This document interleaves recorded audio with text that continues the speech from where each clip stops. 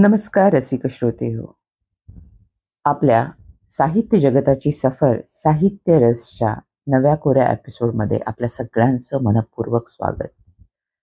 आपण या आपल्या उपक्रमामध्ये मराठीच्या वैभवशाली इतिहासाचा एक धांडोळा घेतो आहोत आणि यामध्ये आपण मागच्या एपिसोडमध्ये राष्ट्रीय सुधारणांचा काळ किंवा साहित्यातील परिवर्तनाचा काळ आणि त्यामध्ये सामाजिक नेते, राजकीय चळवळीतले नेते यांचं कार्य आणि त्यावेळची सामाजिक राजकीय परिस्थिती आणि त्यांनी केलेली साहित्य निर्मिती जी मूलतः समाज सुधारणेसाठी जास्त आहे आणि ती कृतीत आणली गेलेली साहित्य कृती आहे असं आपण म्हणूयात.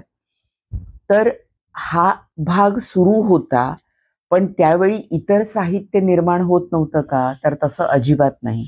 आता आपण मागच्या काही एपिसोडमध्ये विष्णुदास भावेंचा उल्लेख केला. 1843 मध्ये मराठी रंगभूमीला व्यवस्थितरित्या व्यावसायिकरित्या सुरुवात झाली आणि यामध्ये उत्तरोत्तर त्यातल्या वैभवात वाढ होत गेली, कारण खूप चांगले निर्माते, नाटककार आणि नाटक मंडळी ही उदयाला आली.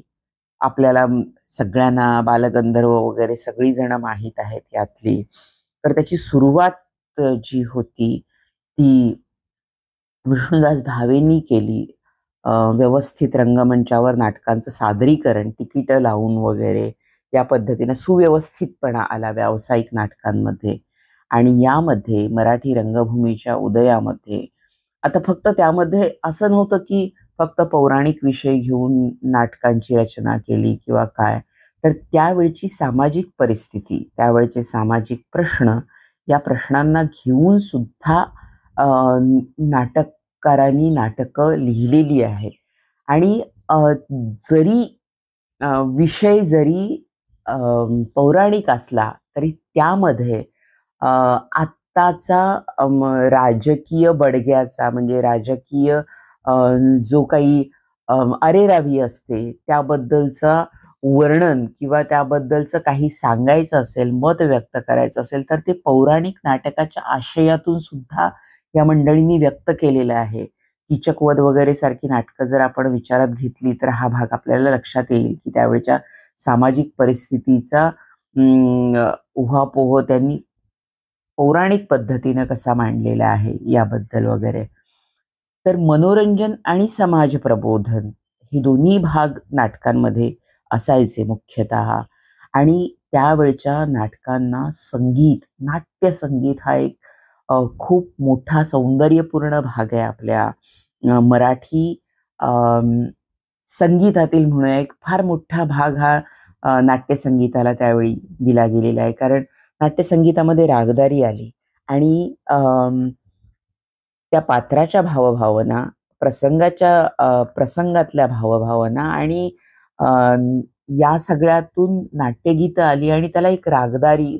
मग त्यामध्ये काही भजनं असतील, ओव्या असतील, नाट्यगीतं असतील, याला रागदारी संगीतानं समृद्ध केलं आणि एक नवीन संगीत सुंदर असं आपल्या सगळ्या श्रोत्यांना मिळालं. ही त्यावेळची नाट्यसंगीताची देणगी आहे. अजूनही आपण इतक्या कौतुकानं आणि खूप मनापासून नाट्यसंगीत ऐकतो, कारण त्याला शास्त्रीय संगीताचा पाया आहे आणि त्यातल्या भावभावना या मानवी हृदयाला हात घालणाऱ्या अशा आहेत. त्यामुळे त्या संगीताचं महत्त्व मराठी माणसाला खूप अधिक आहे.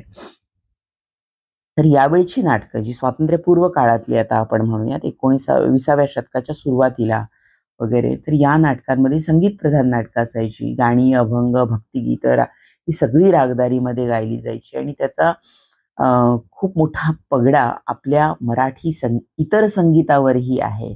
आणि पुराण कथांवर जरी असायची नाटकं तरी मी म्हटलं की आता त्यामध्ये सामाजिक आशय विषय त्यावेळी आत्ता त्यावेळच्या तत्कालीन सामाजिकतेवर होणारा अन्याय हा सुद्धा त्या पौराणिक नाटकांच्या अनुषंगाने दाखवला जायचा. आणि त्यावेळी असं होतं की स्त्रिया रंगभूमीवर काम करत नव्हत्या. तर स्त्रियांची सगळी कामं हे पुरुष करायचे. आपल्याकडे सगळेच ज्या लोककला आधी होत्या अस्तित्वात, तर त्यामध्ये भांड असू दे, बाकीचे काही असू दे, रंगमंचावर स्त्रिया येत नव्हत्या, तर स्त्रियांची रंगभूषा वेशभूषा करून पुरुष ते सादर करायचे. आणि मराठी संगीत नाटकातही ती परंपरा सुरू राहिली खरं तर. म्हणजे स्त्री पात्र सुद्धा पुरुषांनी करायचं आणि असेच खूप स्त्री पात्र करणारे नट अजरामर झाले. त्यातलं बालगंधर्वांचं नाव आपण विसरताच कामा नये. तर त्यावेळी अ, या परंपरेला नंतर फाटा आला. स्त्रिया रंगभूमीवर काम करायला लागल्या, पण ते खूप नंतरचा भाग आहे. पण ज्यावेळी पुरुष पात्र स्त्रियांच्या भूमिका करत होते, त्यावेळचा हा काळ होता. त्यामध्ये बालगंधर्व, देवल, किर्लोस्कर ही मंडळी आहेत. तर आता आपण बोलणार आहोत किर्लोस्करांबद्दल. तर संगीत रंगभूमीचे शिल्पकार असं त्यांना म्हणतात. म्हणजे त्यांचं पहिलं संगीत नाटक शाकुंतल हे कालिदासाच्या अभिज्ञान शाकुंतलवर आधारित आहे खरं तर. आणि या मंडळींनी खूप अत्यंत चांगली संगीत शाकुंतल असू दे, संगीत सुभद्राहरण असू दे, या नाटकांची निर्मिती केली आणि रंगभूमीला एक वेगळं वैभव प्राप्त करून दिलं. गणपतराव बोडसांचं नाव घेऊयात आपण. अण्णासाहेब किर्लोस्कर, गोविंद बल्लाळ देवल, देवलांचं शारदा, मृच्छकटिक ही नाटकं खूप प्रसिद्ध झालेली आहेत त्या काळामध्ये. तर हा नाटकांचाही एक प्रवाह त्यावेळेला सुरू होता आणि त्यावेळचे त्या काळचे अत्यंत मोलाचे नाटककार म्हणून आज आपण राम गणेश गडकरी यांच्याबद्दल बोलणार आहोत. तर राम गणेश गडकरी तसं आयुष्य खूप छोटं 34 वर्षाचं आयुष्य आहे यांना. पण गडकरी हे एक बहुआयामी व्यक्तिमत्व आहे आणि गडकऱ्यांच्याबद्दल बोलण्याआधी मला नाटक म्हणून गडकऱ्यांच्याबद्दल बोलूयाच, पण गडकऱ्यांचा आणि एकदा उल्लेख येईल तो म्हणजे काव्यलेखनासाठी. तो पुढे येणारच आहे. पण नाटककार म्हणून आता मला त्यांच्याबद्दल बोलायचे आहे. तर 1885 ते 1919 हा कालखंड आहे राम गणेश गडकऱ्यांचा. आणि हे व्यक्तिमत्व बहुआयामी आहे. म्हणजे अ, काव्यलेखनासाठी त्यांनी गोविंदाग्रज या टोपण नावानं लिहिलं आणि विनोदी लेखनासाठी बाळकराम या नावाने विनोदी लेखन केलं. तर कवी, नाटककार, विनोदी लेखक, पत्रकार आणि संपादक अशा विविध भूमिका ते जगलेले आहेत त्या अल्पकालीन त्यांच्या जीवनात सुद्धा. आणि खूप संवेदनशील मनाचा नाटककार आहे हा आणि खूप प्रभावी पद्धतीचं असं लेखन होतं. म्हणजे त्यांची अजरामर नाटकं, एकच प्याला, म्हणजे एकच प्यालामधली तळीराम, सुधाकर, सिंधू ही पात्र आत्ता सुद्धा आपल्याला आहेत. आम्ही ज्यावेळेला नाट्यशास्त्राला ड्रामॅटिक्सचा अभ्यास करत होतो युनिव्हर्सिटीमध्ये, त्यावेळेला म्हणजे ह्या नाटकातली सुद्धा स्वगतांचा आम्ही अभ्यास केलेला आहे त्यावेळी. म्हणजे इतकं ते याचा पगडा आणि याचा अभ्यास इतका आवश्यक आहे, की त्यावेळची सामाजिक परिस्थिती, त्यावेळची ज्वलंत समस्या म्हणजे ती आत्ताही तितकीच ज्वलंत आहे खरं तर. आणि त्या व्यसनमुक्तीवर एकच प्याला हे नाटक आहे. तर ही पात्र सुद्धा अजरामर केलेली आहेत त्यांनी त्यांच्या लेखणीमधनं. त्यांची खूप महत्त्वाची नाटकं म्हणजे एकच प्याला, प्रेमसन्यास, त्यानंतर भावबंधन, पुण्यप्रभाव, अर्थात ही नाटकं खूप गाजलेली. त्यांनी या नाटकाचे अनंत प्रयोग झालेले आहेत.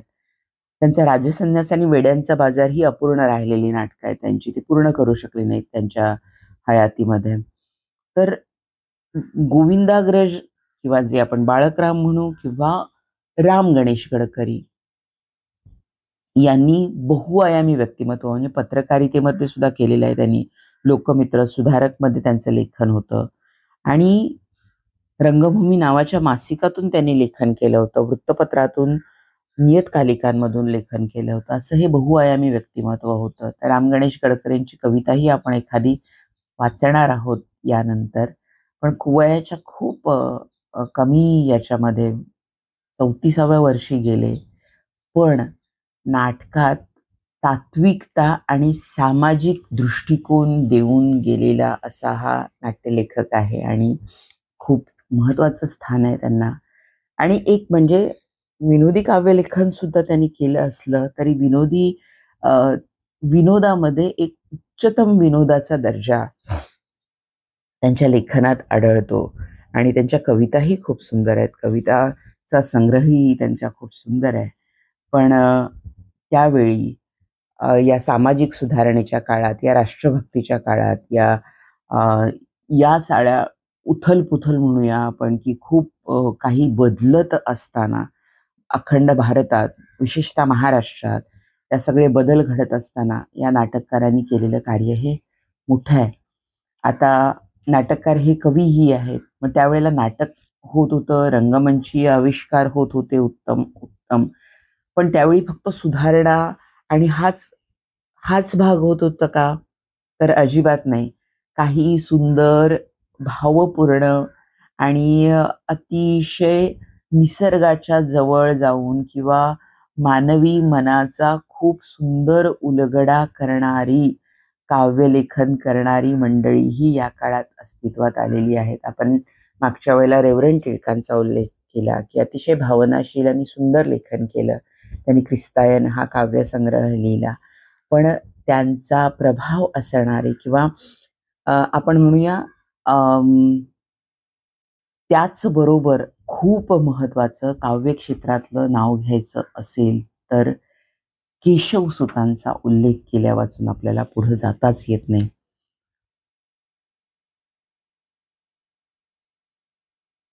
केशवसुतांच्या उल्लेखामध्ये आपण केशवसूत म्हणजे कृष्णाजी केशव दामले. आता कृष्णाजी केशव दामले यांचा पण काळ आहे हा 1866 ते 1905चा. काव्यलेखनातलं एक अत्यंत महत्त्वाचं नाव असं आपण म्हणूया. कारण अजूनपर्यंत आपल्या लेखनावर संतकाव्य आणि पंतकाव्याची खूप मोठी परंपरा आपल्या महाराष्ट्रामध्ये होती. संतकाव्य, पंतकाव्य, तंतकाव्याचा उदय या सगळ्या गोष्टी त्यावेळी असताना या विषयाला बगल देऊन कविता करणारे केशवसूत हे आद्य मराठी कवी असं आपण म्हणूयात. कारण हा एक परंपरा होती आपली संत काव्याची आणि त्याच पद्धतीनं किंवा पंतकाव्याची त्या पद्धतीनं काव्यनिर्मिती व्हायची. पण कवितेला मुक्त आणि स्वच्छंद केलं असेल तर ते केशवसुतांनी. केशवसुतांच्या कविता म्हटलं की एक शिपाई, तुतारी, सतारीचे बोल, झपूर्झा, हरपलेले श्रेय, मूर्तिभंजन, गोफण या खूप अशा कविता आहेत की ज्या खूप प्रसिद्ध कविता आहेत. आणि केशवसुतांनी म्हणजे इंग्रजी ज्या वेळेला साहित्याचा प्रभाव आपल्या कवींवर, साहित्यिकांवर पडत होता त्यावेळेचा हा काळ आहे. आणि रोमॅन्टिसिझम, सौंदर्यवादी दृष्टिकोन हा भाग केशवसुतांनी मराठी काव्यामध्ये आणला.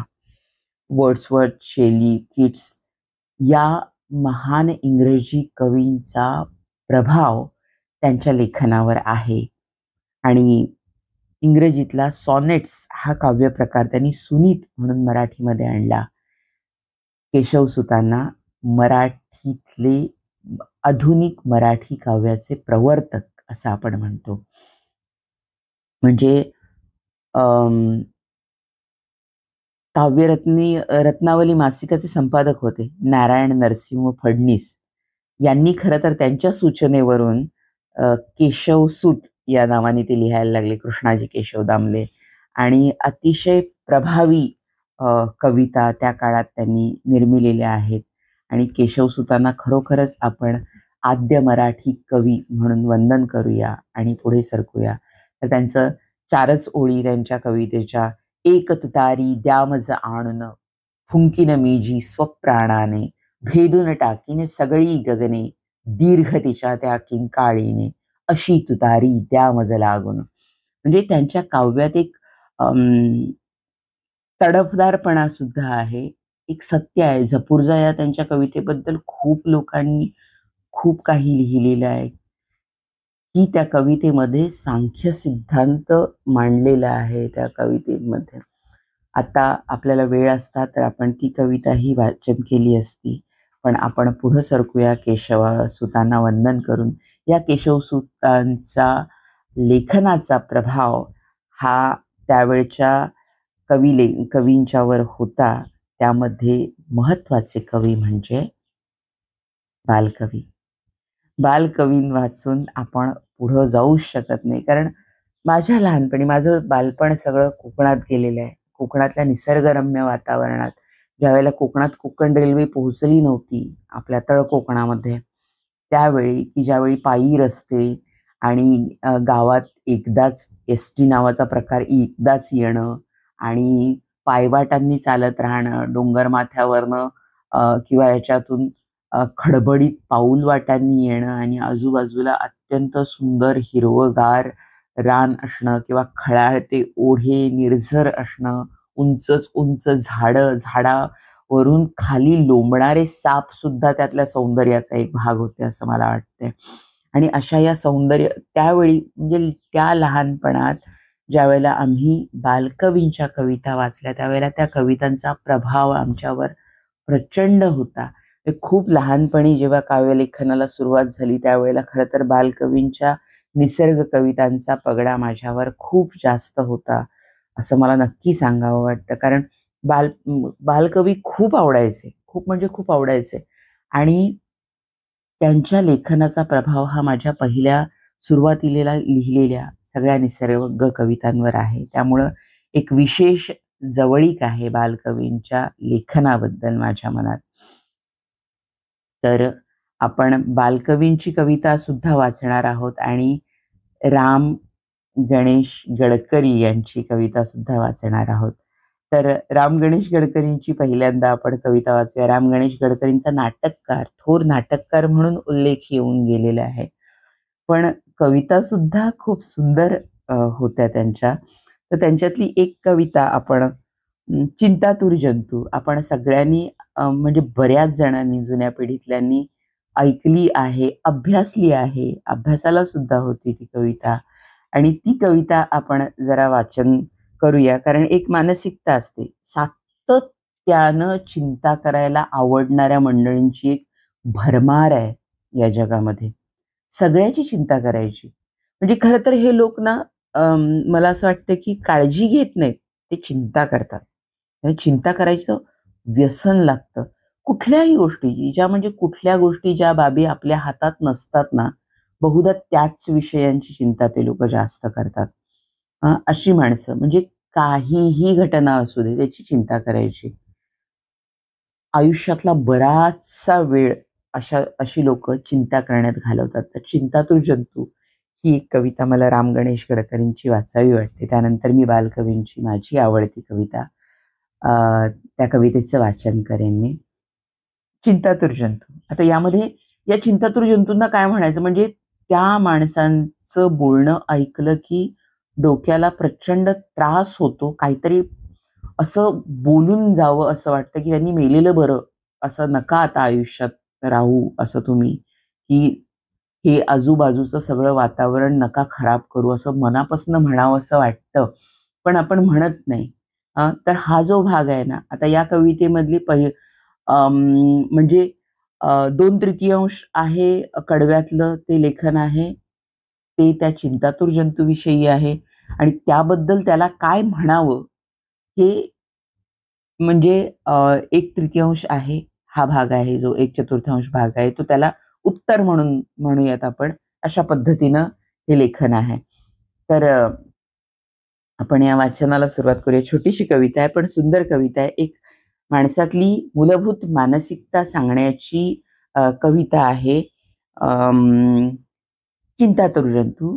राम गणेश गडकरी. राम गणेश गडकरी म्हणणार नाही कारण त्यांनी गोविंदाग्रज या नावाने, या टोपण नावाने कविता लिहिलेल्या आहेत. अत्यंत सुंदर साध्या भाषेतली कविता आहे. कवितेला सुरुवात करते. चिंतातुर जंतू. निजले जग का आता इतक्या तारा खिळल्या गगनाला, काय म्हणावे त्या देवाला, वर जाऊन म्हणजे त्याला.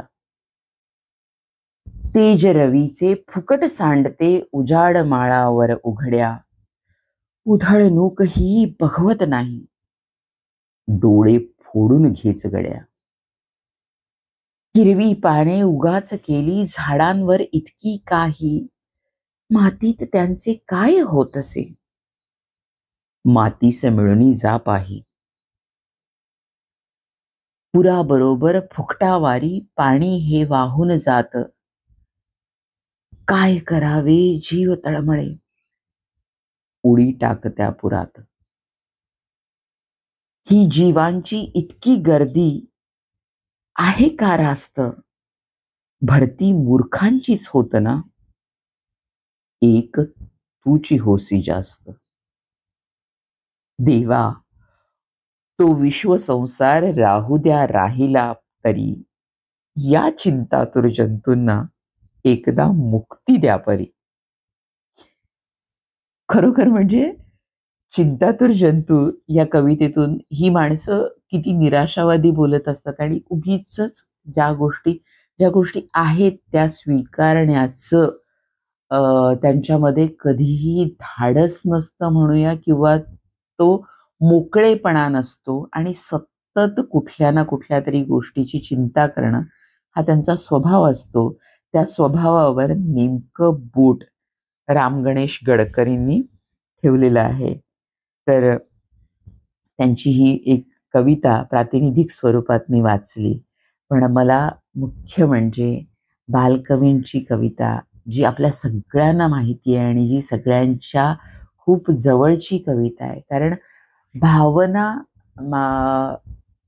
मनाच्या भावना आणि निसर्गाशी आपलं असणारं नातं, आपण कसं असतं माहितीये का, म्हणजे आपलं मानवी भावना आहे त्या आपण सातत्यानं दुसऱ्या म्हणजे निसर्गामधल्या सगळ्या एलिमेंट्समध्ये किंवा सगळ्या म्हणजे तृणामध्ये, फुलांमध्ये, प्राण्यांमध्ये, पक्ष्यांमध्ये, सगळ्यामध्ये ज्या वेळेला बघत असतो आणि आरोपित करत असतो म्हणजे काय, त्या भावना म्हणजे घरात जरी पाळीव प्राणी पाळला असला कुठला तरी आपण तो रुसलाय, तो आता बोलतच नाहीये, किंवा त्याला हे हवंय का, त्याला ते हवंय का, अरे पोपटानं मिरची खाल्ली म्हणजे त्याला खूप मिरची आवडते, त्याला आनंद झाला का, त्यानं पेरू खाल्ला, आता बघ कसा खुश आहे. म्हणजे हे कसे आहेत की मानवी भावना आपण त्यांच्यावर लादत असतो म्हणूयात, किंवा खरोखरच त्यांच्याही भावना असतील ना, आपल्याला त्या कळत नसतात. आणि अशा मानवी इतक्या कोवळ्या भावना आपण ज्यावेळेला निसर्गातल्या घटनाक्रमावर किंवा निसर्गातल्या एखाद्या छोट्याशा घटनेवर जेव्हा आरोपित करतो किंवा त्याबद्दल मानवी भावनांचा विचार करून ज्या वेळेला बोलतो, त्यावेळेला एक अनोखी सौंदर्य निर्मिती साहित्यात होते असं मला मनापासून वाटतं. आणि त्यासाठी मला बालकवींची कविता ही खूप महत्वाची वाटते. त्यांचंही आयुष्य खूप छोटं आहे बालकवींचं, आणि बालकवींचं लेखनच मुळात 14व्या वर्षी बालकवींनी लिहायला सुरुवात केली. त्र्यंबक बापूजी ठोंबरे असं त्यांचं नाव. 1890 ते 1818 हा कालखंड आहे खरं तर त्यांचा. आणि इतक्या अल्प काळामध्ये 14व्या वर्षी त्यांनी लेखनाला सुरुवात केली. आणि त्यांच्या कविता आपल्याला शालेय अभ्यासात सुद्धा होत्या. फुलराणी, श्रावण मास, सरस्वती स्तवन, अशा ज्या आपल्याला लक्षात असणाऱ्या आणि आपल्या सतत वाचनात असणाऱ्या कविता आहेत. त्यांचा जन्म 13 ऑगस्ट 1890चा आणि मृत्यू 5 मे 1918चा. यांच्या लेखनावर रेव्हरंड टिळकांच्या म्हणजे नारायण वामन टिळकांच्या लेखनाचा खूप प्रभाव आहे असं मी म्हणेन. आणि जवळीक होती, विशेष जवळीक होती. म्हणजे लक्ष्मीबाई टिळक आणि रेव्हरंड टिळकांशी खूप जवळीक असणारे असे हे कवी आहेत.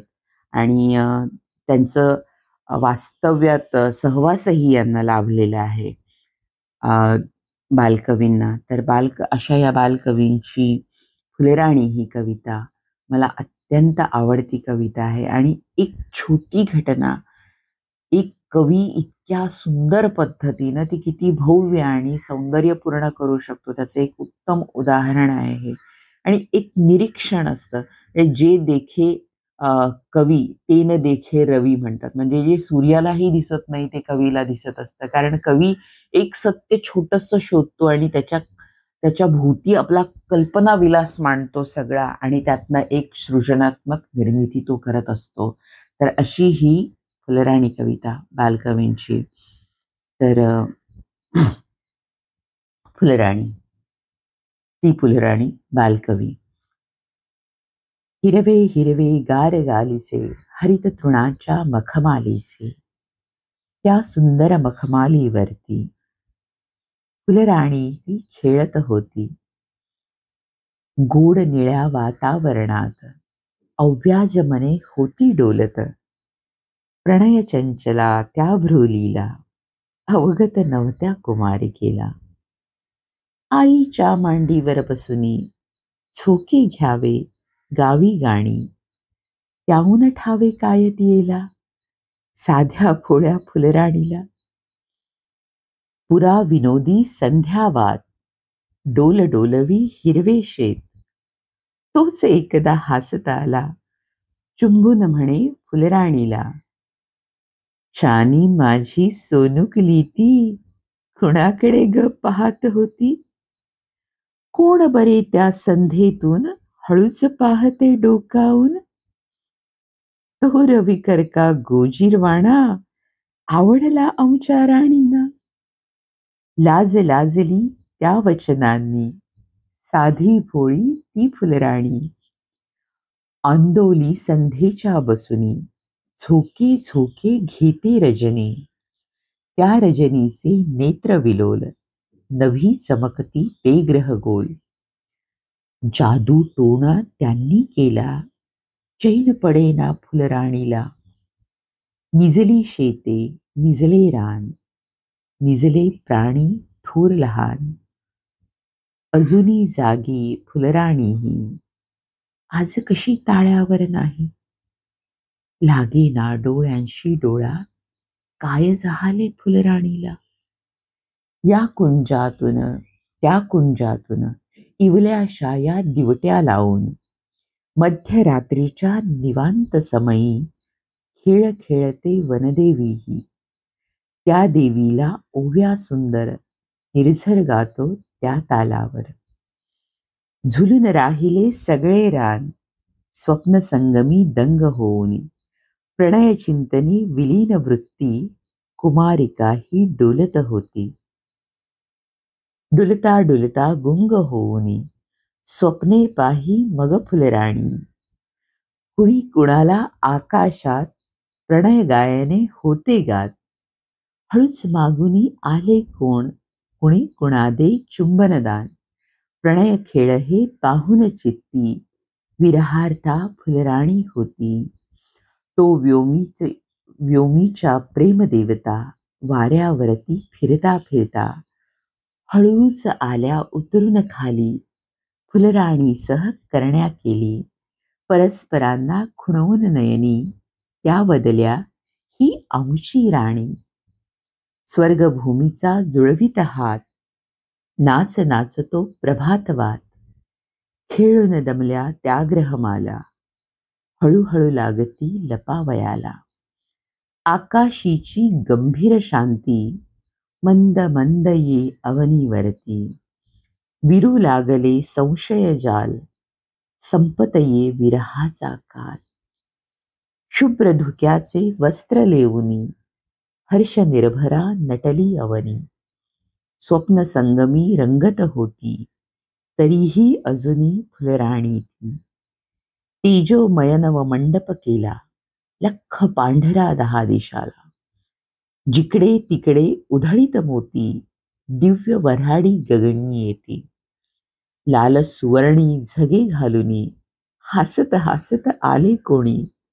कुणी बांधिला गुलाबी फेटा झगमगणारा सुंदर मोठा.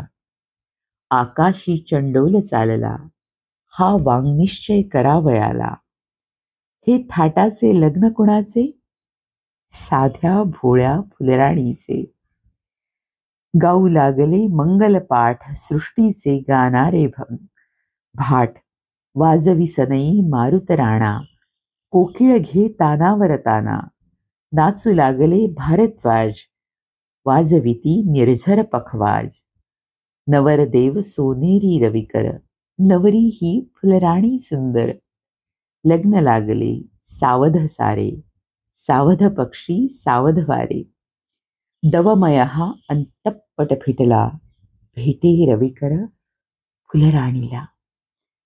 वधूवरांना दिव्य रवांनी कुणी गायली मंगलगाणी, त्यात कुणीसे गुंफित होते, परस्परांचे प्रेम आहाती. आणिक तेथील वनदेवी ही दिव्य आपल्या उच्छ्वास आहे, लिहित होत्या वातावरणी फुलराणीची गोड कहाणी.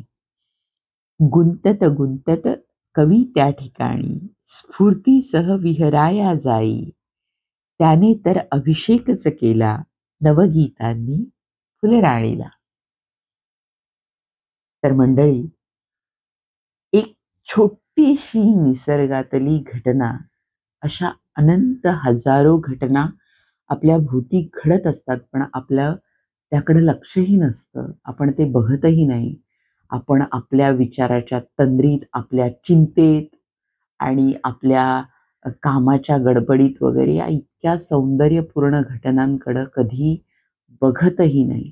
आपण कधी किती जणांनी उगवणारा सूर्य बघितला, सूर्यास्तानंतरचं लालभडक झालेलं आकाश पाहिलंय, चंद्र फुललेला बघितलाय, किंवा अमावस्येच्या रात्री चंद्र नसताना लखलखणाऱ्या तारा म्हणजे रत्न जडित आकाश आपण म्हणतो, हिरे जडित व्योम असं जे आपण म्हणू शकू, ते किती जणांनी आणि कधी पाहिलंय त्याबद्दल आपण स्वतःच विचार करावा. हिरवी लवलवती पाती आपण कधी बघितली आहेत, निसर्ग मोकळा, निळे निळुले सावळे हिरवेगार डोंगर आपण मन भरून कधी बघितलेत, आणि त्या डोंगरांवर आपण पाऊल वाटेनं आपले तोल सावरत कधी चढलो आहोत, हे प्रत्येकानं थोडं थांबून विचारात घ्यावं. कारण निसर्गासोबत जगण्याचं भान माणसानं संपवून टाकलेलं आहे. निसर्गाला ओरबाडणं, निसर्गाला स्वतःच्या प्रगतीसाठी सो कॉल्ड प्रगती म्हणूयात आपण, कारण निसर्गाला डावलून निसर्गाचा ऱ्हास करून, आपल्याच एका मोठ्या अंगाचा ऱ्हास करून आपली प्रगती कधीच होणार नाही. कारण आपण सगळे त्या भल्या मोठ्या निसर्गातले एक जंतू, एक छोटा इवलासा जीव आहोत, आणि आपण त्या निसर्गाच्या मुळावर उठलो आहोत. आणि खरं तर ही खूप चुकीची गोष्ट आहे, कारण निसर्ग जोपर्यंत आपण सांभाळू तोपर्यंतच आपलं अस्तित्व असणार आहे, ही सत्यता आहे. आपण ज्यावेळी निसर्ग ओरबाडून त्याचा ऱ्हास करू, त्यावेळी आपल्याही ऱ्हासाला आपण सुरुवात केलेली आहे. हे मला निश्चितपणे एक सजग माणूस म्हणून सांगावं वाटतं, की आपल्या प्रगतीसाठी, आपल्या सगळ्या ऐहिक सुखासाठी आपण निसर्गाचा समतोल बिघडवलाय, आणि त्याचे दुष्परिणाम आपण सगळे भोगत आहोत. आणि येणाऱ्या पुढच्या पिढ्या तर खूप मोठ्या प्रमाणात त्याला सगळ्याला तोंड देणार आहेत. आणि या सगळ्यामध्ये एक इतकं सुंदर कविमन, हे सगळी जे त्या निसर्गाशी जवळीक असणारं हे कविमन, त्यातून किती हळुवार पद्धतीनं हे शब्द आलेले आहेत. बालकवींचे शब्द खरं तर खूप संस्कृत प्रचूर आणि सुंदर आहेत, त्यांच्या काव्यरचना, पण त्या निसर्गाशी एवढी जवळीक सांगणारे आहेत. आणि निसर्गातल्या एका छोट्याशा रानफुलाची एक कळी त्यांनी बघितलेली, आणि त्या कळीच्या फुलण्याचं एक प्रोसेस आहे, ही जी आहे ती त्यांनी इतक्या सुंदरपणे आणि भव्यपणे आपल्यासमोर मांडली आहे, की ती खरोखर आपण एखादं फुल बघायला लागलो की रानातलं, पुन्हा ही कविता वाचल्यानंतर ही कविता खूप मनापासनं वाचली आणि त्या कवितेचं रसग्रहण केलं, की आपण मग या सगळ्या घटनांकडे जाणीवेनं बघायला लागतो. म्हणजे रानात फुलणारं एक छोटंसं फूल बघून ही कविता त्या कवीला सुचत असेल, तर त्यांची प्रज्ञा फार मोठी आहे. अशा खूप घटना आपल्या समोर घडत असतात आणि आपण त्यांच्याकडे दुर्लक्ष करत असतो. ते आपल्या गावीही नसतं. पण या इतक्या छोट्या छोट्या सुंदर घटनांना इतक्या भव्य दिव्य आणि इतक्या सुंदर स्वरूपात मांडलेल्या आहेत, की आपल्याला सुद्धा निसर्गाकडं बघण्याची एक जाणीव निर्माण होते.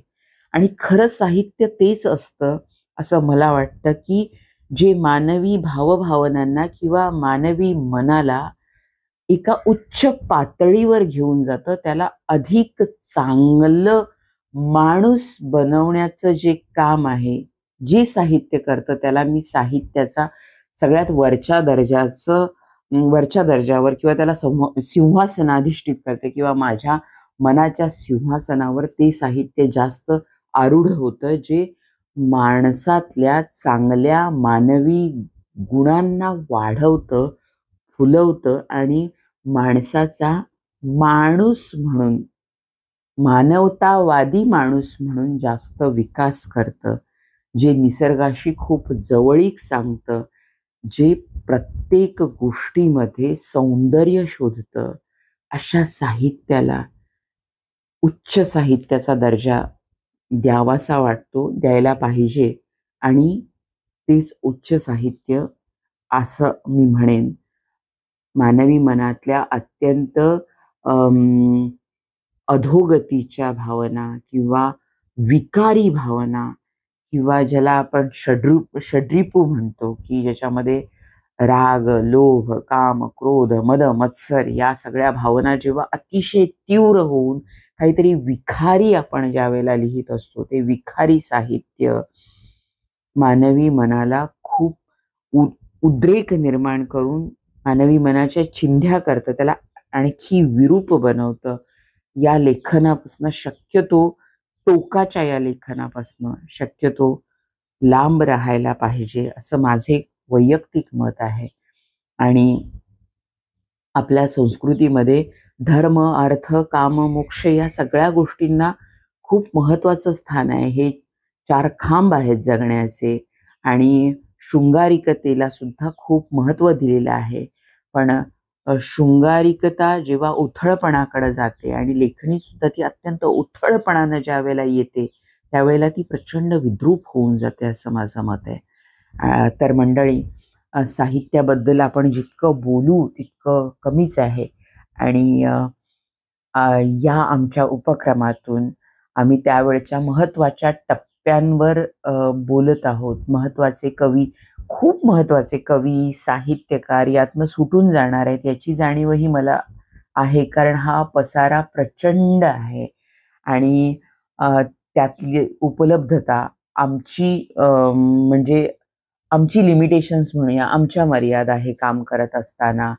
आणि या सगळ्या गोष्टींचा विचार करून आपण शक्य तितक्या महत्त्वाच्या टप्प्यांना स्पर्श करत आपल्या साहित्य जगताची सफर या आपल्या उपक्रमात आपण पुढं जात आहोत. यानंतरचा कालावधी आपण पुढच्या एपिसोड्समध्ये घेणार आहोत आणि या सगळ्या उपक्रमाला आपण भरभरून प्रचंड प्रतिसाद द्यावा. मराठी भाषेतल्या वैभवाचा विचार प्रामुख्यानं व्हावा आणि तो पुढच्या पिढीकडे जावा. मराठीबद्दल प्रेम उत्पन्न व्हावं आणि प्रेम उत्पन्न व्हावं म्हणून खटाटोप करण्याचीही गरज नाही आहे.